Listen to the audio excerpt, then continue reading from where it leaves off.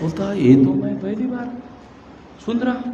ये बाबा साहब ने कहा, हाँ बाबा साहब ने कहा, ये भी पहली बार उनको पता। क्योंकि दुनिया में एक महत्वपूर्ण बात मैं आप लोगों को बताना चाहता हूं कि अगर आपको कोई बड़ा बदलाव करना है तो संगठित शक्ति के बगैर कोई बड़ा बदलाव दुनिया में संभव नहीं है। दुनिया में जितने रिवॉल्यूशन हुए, जितनी व्यवस्थाएं बदली, वो सारी बदली हुई व्यवस्थाओं के पीछे संगठित शक्ति का बल है। संगठित शक्ति की वजह से वो परिवर्तन हुआ है। दुनिया में मांगने से राजपाट मिल गया। हाँ भाई, एक आध उदाहरण है? ये हमारा आदमी SC ST OBC का राजा के पास गया। राजा साहब, हाँ बोलो, मैं राजा बनना चाहता हूं, मेरी एक मांग है राजा बनने की, आप हट जाओ, मुझे बैठने दो। मिल जाएगा? है? दे देगा? देगा नहीं। पुलिस वालों अरेस्ट, उसको ऑर्डर करेगा। साला मेरे को हटाने की कोशिश कर रहा है, मेरी जगह लेने की कोशिश कर रहा है, इसको अरेस्ट करो। दुनिया में कोई परिवर्तन मांगने से आया हो, मुझे तो ऐसा कोई उदाहरण दुनिया में उपलब्ध नहीं। तो इसलिए मांगने से कोई बड़ा बदलाव आने वाला नहीं है, और दुनिया में संगठित शक्ति को रोकने वाला भी कोई नहीं है। अगर आपने संगठित शक्ति निर्माण की तो फिर इसे आप कोई रोक नहीं लगा सकता है। तो बाबा साहब आम्बेडकर क्या कह रहे हैं? मैंने जिस आंदोलन को यहां तक लाया, शब्दों पर ध्यान दो, उस आंदोलन को आप आगे नहीं बढ़ा सकते हो। बहुत मुश्किलों से लाया हूं, कोई बात नहीं है, पीछे मत जाने देना। आगे नहीं ले जा सकते हो, पीछे मत जाने देना। वो ये नहीं कह रहे हैं कि फलाने ढिकाने तू अब पढ़ा लिखा अधिकारी हो गया, तू शेड्यूल कास्ट के एक बच्चे को कॉपी किताब दे देना, तू कपड़ा दे देना, तू उसके लिए ये कर देना। ये नहीं कहा गया कि जिस आंदोलन के बदौलत आप लोगों को इतने सारे हक और अधिकार मिले और इसकी वजह से तुम लोगों के जीवन और जिंदगी में बदलाव आया, वो आंदोलन जिसको मैंने बड़े मुश्किलों से अपने 4-4 बच्चों को, अपने बीवी की तरफ ध्यान नहीं दिया, वो भी कम उम्र में मर गई। 4-4 बच्चे जिनके दवा की व्यवस्था मैं नहीं कर पाया, इतना ज्यादा पढ़ा लिखा होकर, और अंग्रेजों के द्वारा हाईकोर्ट का जज बनाने का प्रस्ताव था, मगर मैंने अपने लोगों के लिए जज बनना स्वीकार नहीं किया, क्योंकि जज बनता तो मैं अपने समाज के लिए कुछ करने के लिए समय नहीं निकाल पाता, इसलिए मैं जज नहीं बना और मेरे परिवार के लोगों का ये सत्यानाश। इतने सारे मुश्किलों से इस आंदोलन को यहां तक लाया। उस आंदोलन के बदौलत हमारे लोगों को हक और अधिकार मिले, उस आंदोलन के बदौलत हमारे लोगों के जीवन और जिंदगी में बदलाव आया। कोई अगर कहता है हमारा SC ST OBC का आदमी कि बेशराम जी आपकी बात मैं नहीं मानता हूं, नहीं मानता हूं, चलो तो तुम्हारी बताओ। मैंने पढ़ाई किया, मैंने अभ्यास किया, मैं ग्रेजुएट हो गया, मैं पोस्ट ग्रेजुएट हो गया, डॉक्टर हो गया, इंजीनियर हो गया, और इस वजह से, मेरी वजह से मुझे ये ओहदा मिला, ये मिला, वो मिला। ठीक है, तुमने पढ़ाई की, तुम्हारा बाप, तुम्हारा दादा, तुम्हारा लकड़ दादा जन्मजात नालायक था, वो क्यों नहीं बन पाया? वो क्यों नहीं पढ़ाई कर पाया? तुम क्यों पढ़ाई करके डॉक्टर हो गए, इंजीनियर हो गए, वकील हो गए? तुम्हारा बाप, तुम्हारा दादा, तुम्हारा लकड़दादा क्यों नहीं हुआ? क्यों नहीं हुआ? क्योंकि उस समय अधिकार नहीं थे।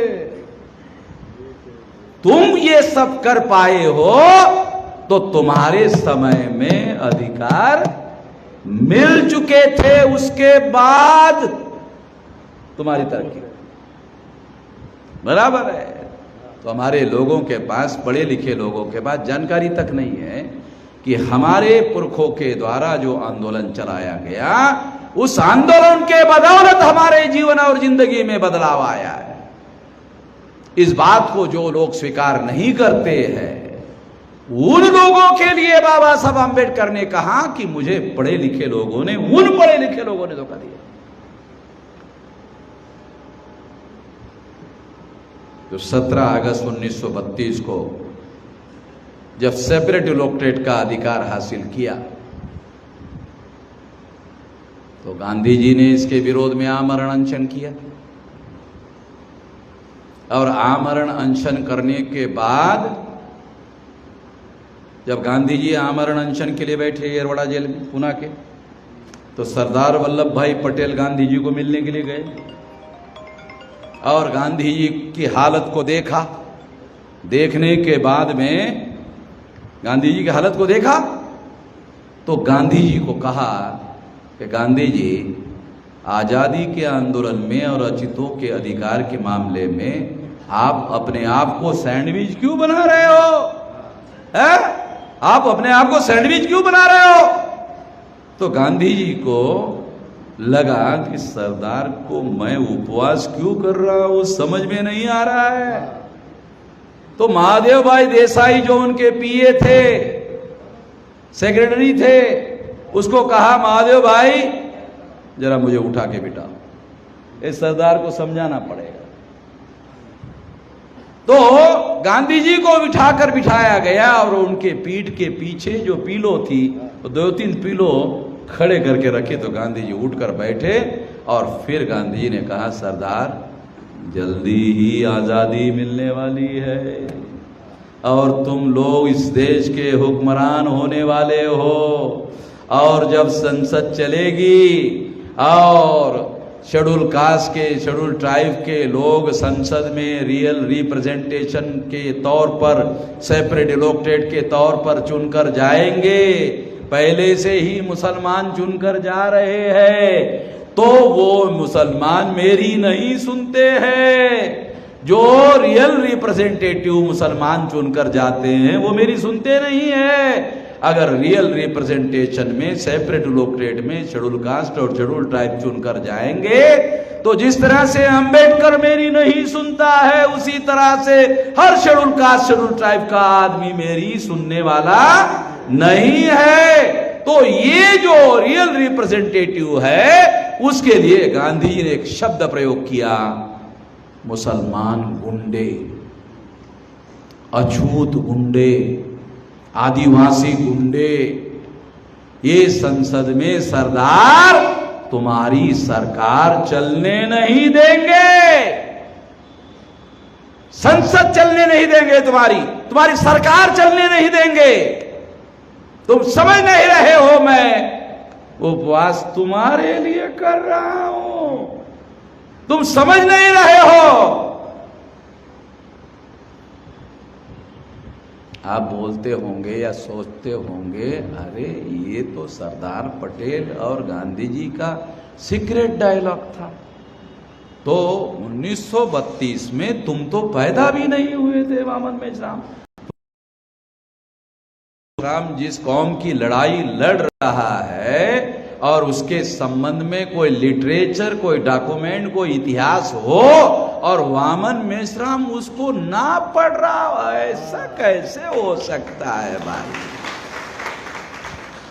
जब सरदार पटेल और गांधी जी की वार्ता हो रही थी, तो उस येरवड़ा जेल के कमरे में 3 ही लोग थे, एक सरदार पटेल, एक गांधी जी और एक महादेव भाई देसाई। 2 लोग डायलॉग कर रहे थे और महादेव भाई देसाई डायरी लिख रहे थे कि सरदार ने क्या कहा, फिर गांधी जी ने क्या कहा, वो सारा लिख रहे थे डायरी में। अब सरदार नहीं है, गांधी जी भी नहीं है, महादेव भाई देसाई भी नहीं है, डायरी है, डायरी है। और जिसमें हमारे लोगों का इतिहास लिखा हो और वो भी दुश्मनों का लिखा हो, और वामन मिजराम को जानकारी ना हो तो फिर आंदोलन कैसे चलेगा भाई, कैसे चलेगा? वो डायरी हमने ढूंढ के निकाली।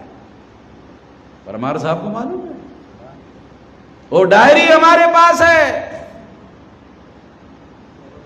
वो डायरी हमारे पास है, हमारी जानकारी में है।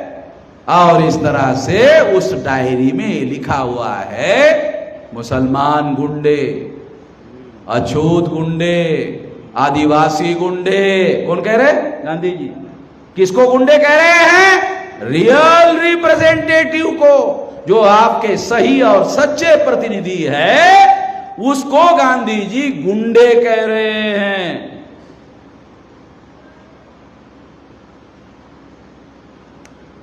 आप लोगों को गांधी जी के बारे में सही मालूम नहीं है।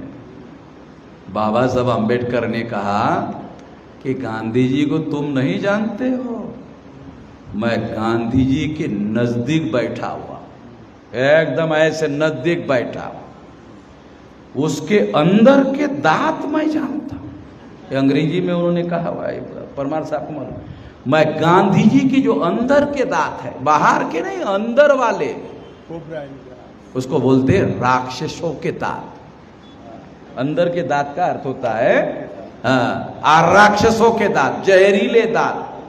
तुम नहीं जानते हो, मैं गांधी जी के नजदीक में बैठा हूं और मैं गांधी जी के अंदर के दांत जानता हूं। तो गुजरात के लोगों को बता रहा हूं, जय जय जय जय जय जय जय भीम कहने से नहीं होता, ये जानना जरूरी है। तब हमारा दिमाग साफ होता है, तब हमारा दिमाग जो है क्लियर होता है। और जिसका दिमाग क्लियर नहीं होता है वो पूरे मन से लड़ाई लड़ नहीं सकता। इस वजह से बाबा साहब आम्बेडकर ऐसा कहते हैं, मुझे पढ़े लिखे लोगों ने। और पूना पैक्ट हुआ, गांधी जी ने जॉइंट इलेक्टेड हमारे लोगों पर थोपा। 35 सेकंड इंडिया एक्ट में वो कानून बनाया गया, जॉइंट इलेक्टेड का कानून बनाया गया। और उस कानून के तहत 37 में प्रोविंशियल गवर्नमेंट में चुनाव हुआ और बहुत सारे दलाल और बड़ुए उसमें चुनकर गए। ये शब्द काशीराम जी के नहीं है, ये शब्द भी बाबा साहब अम्बेडकर के। बाबा साहब अम्बेडकर ने किताब लिखी, what Gandhi and Congress have done to untouchable. Gandhi और कांग्रेस ने अछूतों के साथ क्या सलूक किया जाए, क्या सलूक किया, मार दिया जाए कि छोड़ दिया जाए। दूसरा किताब लिखा, Gandhi and emancipation of untouchables. तीसरा है बाबा साहब आम्बेडकर ने जो कॉन्स्टिट्यूशन समिति को, संविधान सभा को जो रिटर्न मेमोरेंडम दिया, वो दस्तावेज इस रिप्रेजेंटेशन के बारे में लिखा। इससे दलाल और भड़ुए, ऐसे लोग हमको नहीं चाहिए, बाबा साहब आम्बेडकर के थे, इसलिए यूज किए। 37 के प्रोविंशियल गवर्नमेंट के चुनाव में ऐसा हुआ और इसलिए बाबा साहब आम्बेडकर ने ये गांधी जी सारे देश भर में लागू कर देंगे। इसलिए 1942 को बाबा साहब आम्बेडकर ने 18, 19, 20 जुलाई 1942 को नागपुर में शेड्यूल कास्ट फेडरेशन का ऑल इंडिया का अधिवेशन लिया, जिसमें 25,000 महिलाएं और 50,000 पुरुष डेलीगेट थे। वहां उन्होंने रेजोल्यूशन पास किया, रिकॉर्ड अवेलेबल, और संगठन बनाया नेशनल लेवल का। बता रहा हूं, अम्बेडकर ने हमारी ये लड़ाई लड़ी। ये पढ़े लिखे लोगों को आपस में विवाद और लड़ाई झगड़ा करने वाले नेता लोग हैं, उनकी सहमति लेनी होगी और उनकी सहमति लेने के बाद हम लोग ट्रांसफर ऑफ पावर करेंगे।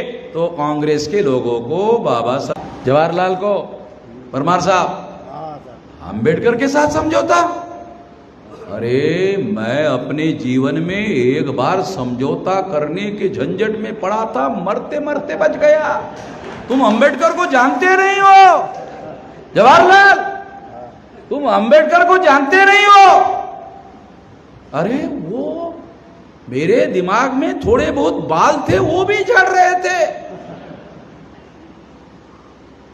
तो सरदार जवाहरलाल का फिर क्या करे, फिर क्या करे? तो गांधी जी ने कहा ऐसा करो कि अंबेडकर को समझौता के बजाय संविधान लिखने की जिम्मेदारी दे दो। ये तो ज्यादा संकट पैदा होगा। जवाहरलाल ने कहा फिर तो ज्यादा संकट पैदा होगा। गांधी कहा नहीं। कैसे? संविधान सभा में अंबेडकर अकेले है और 99.99 संविधान सभा में हम कांग्रेसी लोग हैं। अंबेडकर जो भी ड्राफ्ट करेगा वो ड्राफ्ट हम पास करना है या नहीं करना है, वो हमारे ऊपर निर्भर है। तो जो हमारे विरोध में होगा वो बात हम अंबेडकर की नहीं मानेंगे। अंबेडकर अकेला क्या कर लेगा? As per the provision of the constitution, बहुमत की बात तो अंबेडकर को भी मानना पड़ेगा। जब बाबा साहब अंबेडकर ने सारा संविधान लिखकर संविधान सभा को डॉक्टर राजेंद्र प्रसाद को सुपुर्द करने का समय आया तो उस समय भाषण दिया, रिकॉर्ड अवेलेबल।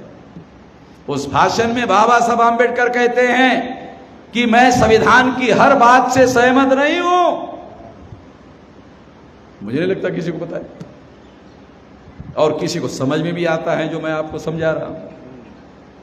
बाबा साहब अंबेडकर ने जिन्होंने संविधान लिखा, ऐसा आप लोग कहते हैं, वो संविधान सभा को डॉक्टर राजेंद्र प्रसाद को संविधान की कॉपी सुपुर्द करते वक्त जो उन्होंने भाषण दिया वो सारा रिकॉर्ड में रिटन स्पीच है अंग्रेजी में।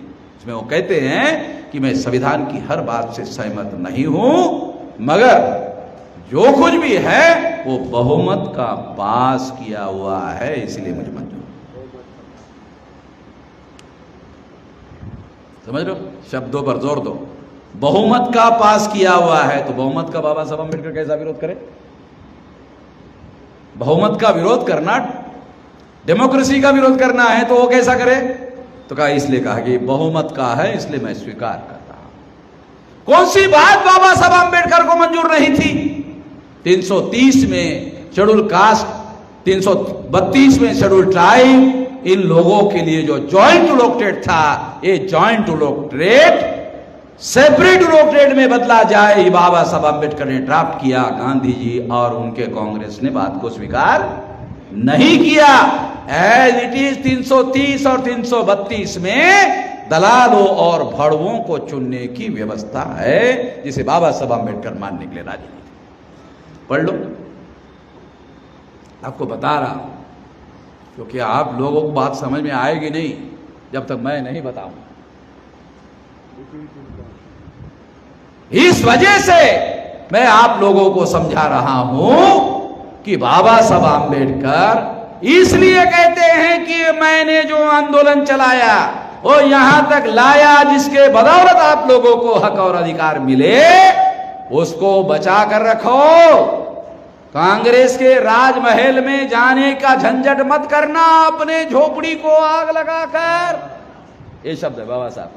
अरे अपनी झोपड़ी को जलाकर कांग्रेस के महल में जाने की झंझट मत लूमूल लेना, नहीं तो जब कांग्रेस के महल में जाओगे अपने झोपड़ी को आग लगाकर और जब बेइज्जत हो जाओगे तो वापस आना पड़ेगा, तो झोपड़ी तो रहेगी नहीं, झोपड़ी तो रख लेना।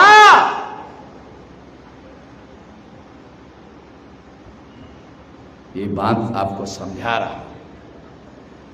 तो इसलिए संगठित शक्ति आंदोलन की बात बाबा साहब अंबेडकर कर रहे हैं। आंदोलन होना चाहिए। इस आंदोलन को कितने मुश्किलों से मैंने यहां तक लाया हूं। पीछे मत जाने देना अगर आगे नहीं जा सकते हो।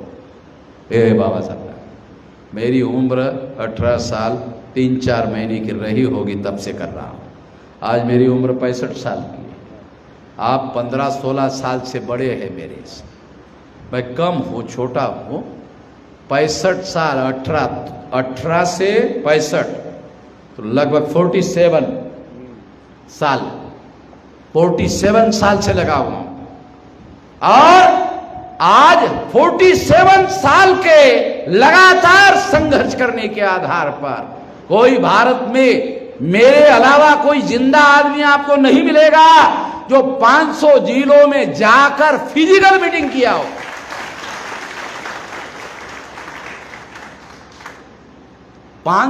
जिलों में जाकर मीटिंग किया हो फिजिकल, मेरे अलावा कोई आदमी जिंदा नहीं होगा।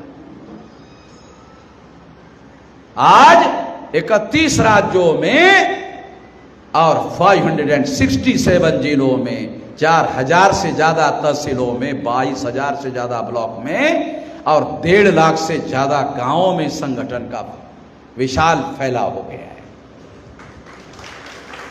समझ रहे हो? ये छोटा मोटा संगठन नहीं है, ये कितना बड़ा संगठन है।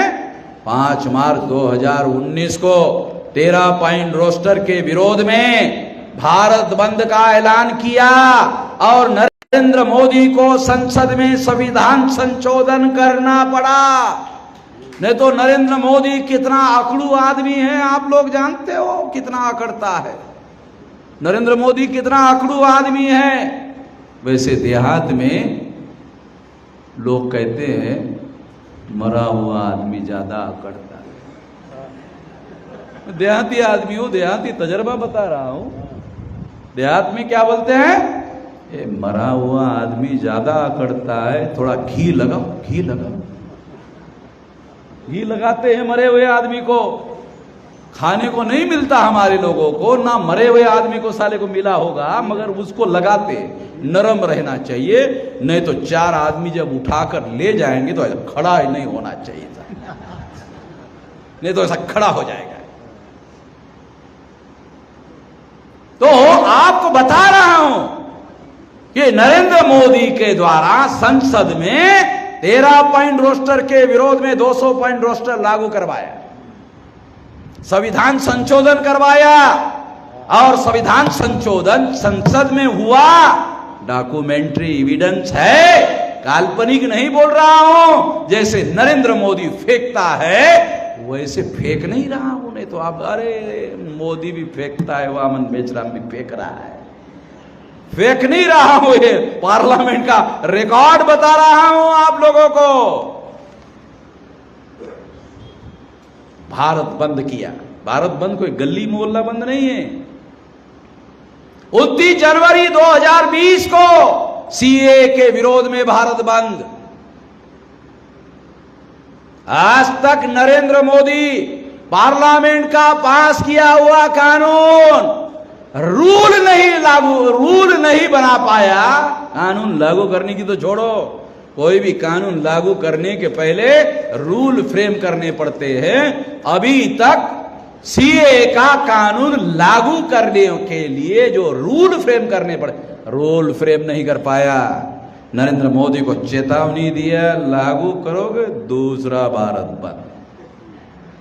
मेरे को भारत बंद करने के लिए अब कोई ज्यादा मेहनत नहीं करनी पड़ती है।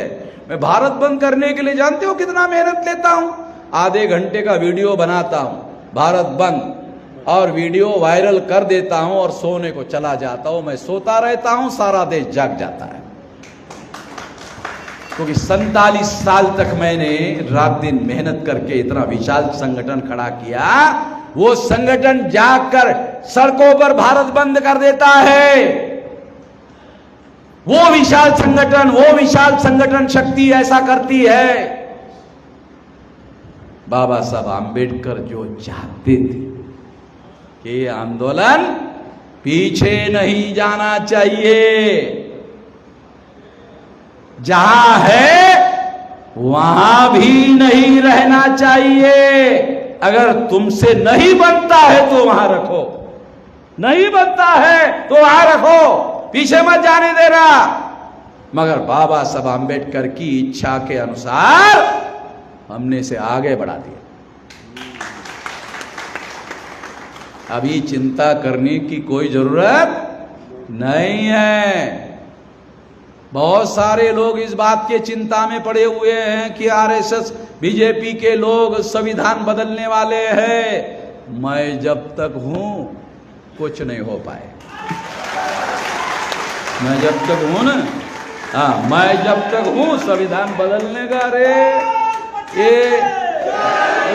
ये आरएसएस बीजेपी के गांडू लोगों का खेल नहीं है संविधान बदलना, इनके बस की बात नहीं है। ये बकवास करते रहते हैं, मुंह का भाप निकालते रहते हैं। मैं हूं, वो ऐसी चर्चा करते रहने से एक काम हमारा करते हैं कि जो बात मैं अपने लोगों को कहता हूं, मेरी बात सुनते नहीं हमारे लोग। जब आरएसएस के लोग संविधान बदलने की बात करते हैं तो लोग मेरे पास आते हैं, मेश्राम जी वो संविधान बदलने वाले। तो मैंने कहा क्या करना चाहिए? कि नहीं, उसका विरोध करना चाहिए। मैंने कहा अकेले विरोध करना चाहिए? नहीं, संगठित रूप से करना चाहिए। तो तुम क्या कर रहे हो? मैं तो 47 साल से संगठन कर रहा हूं, तुम क्या कर रहे हो? कि नहीं, अभी मैं भी आपका साथ देता हूं। हाँ, इधर आ जा, तू अलग अलग अलग अलग अलग अलग है, इससे नहीं होगा, इधर आ जा। मैं इन लोगों का बंदोबस्त करता हूं, ये दूसरे लोगों के बस की बात नहीं है। मैं इन लोगों का बंदोबस्त कर सकता हूं। भारत भर में किसी के पास कोई संगठन नहीं है, गली मोहल्लों का संगठन इसको रोक लगाने में कामयाब नहीं होगा। राष्ट्रीय स्तर का संगठन चाहिए, राष्ट्रीय स्तर का आंदोलन चाहिए। अरे 4 बार भारत बंद कर चुका हूं।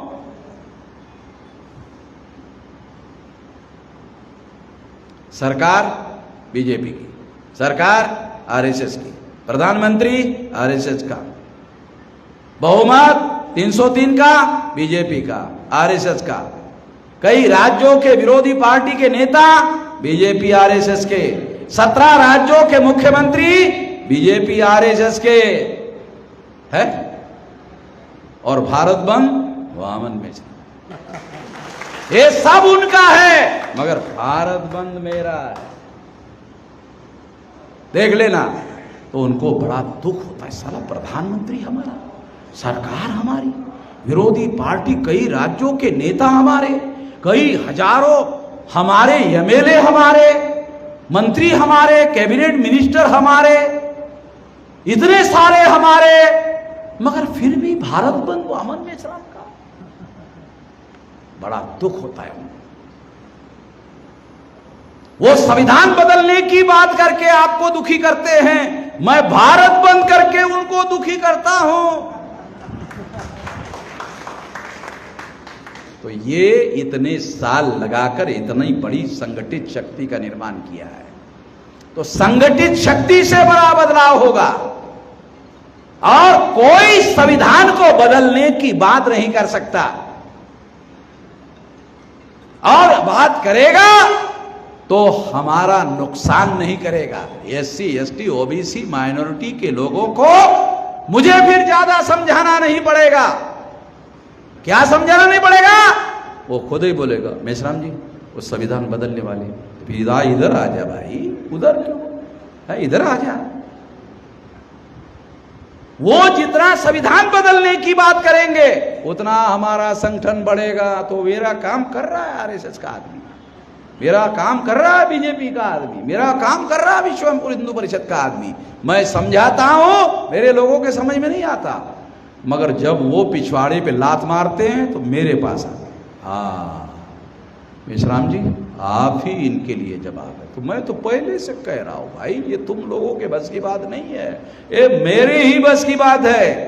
इन लोगों को पिछवाड़े पे कैसे ठीक करना है मैं जानता हूं। इसलिए अब हमारे पास, जैसा बाबा साहब आम्बेडकर कहते हैं ना कि मैं बहुत मुश्किलों से इस आंदोलन को यहां तक लाया हूं, और तुमसे बनता है तो इसे आगे ले जाओ, नहीं बनता है तो जहां है वहां रोक के रखो अब ऐसा कहने की कोई जरूरत नहीं है। अब बहुत विशाल आंदोलन खड़ा हो गया है, भारत बंद करने तक हम लोग फैल गए हैं। इसलिए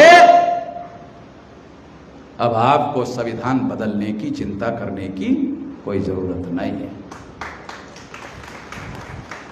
दूसरी बात कह के समाप्त कर दो। आप लोग सोचेंगे कि वामन मेश्राम ने तो वादा कर लिया कि अभी संविधान वो बदलने नहीं देगा, तो अब हमें कुछ करने की क्या जरूरत है? तो हमारे लोगों की सारे सोचने का बड़ा तरीका है, हमारे लोगों के सोचने का, क्योंकि हमारे लोगों को मैं नहीं जानता हूं तो फिर कौन जानेगा। पिछले 47 साल से हम इन्हीं लोगों के बीच में रहते ही काम करता हूं, तो हमारे लोगों को सोचने का तरीका क्या? अब तो वामन मेश्राम ने गारंटी दे दिया, तो हो नहीं सकता, उन लोगों को बदल नहीं सकता, अब कुछ करने की जरूरत क्या है? करने से होगा, ये बात करने से होगा, रोकने से होगा। आप अपने आप को तैयार तो करो ही करो, समाज के और लोगों को जो किनारे पर खड़े होकर देखने का, तमाशा देखने का काम कर रहे हैं, उन लोगों को जगाओ, उनको तैयार करो और इस आंदोलन के पीछे शक्ति बनकर खड़ा होने के लिए तैयार करो। जब आप ऐसा करोगे तो इन लोगों के ईंट से ईंट बजाऊंगा।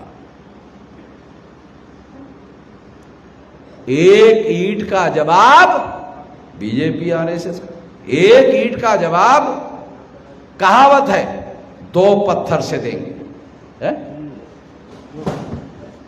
ये कहावत है, ईंट का जवाब पत्थर से देंगे। नहीं नहीं नहीं, ये हमने चेंज कर दिया, एक ईंट का जवाब 2 पत्थर से देंगे। 1 tit for 2 tat, not single tat। 1 tit for tat नहीं, बमाना बदल गया। 1 tit for 2 tat।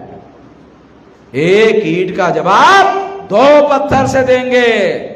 आप लोग इसी तरह से शक्ति बनकर अगर खड़े रहते हो तो इनका बंदोबस्त करेंगे, और इनका बंदोबस्त करने के लिए आप लोग साथ सहयोग करोगे। इस आशा और विश्वास के साथ आपने मेरी बात ध्यान से सुनी। धन्यवाद।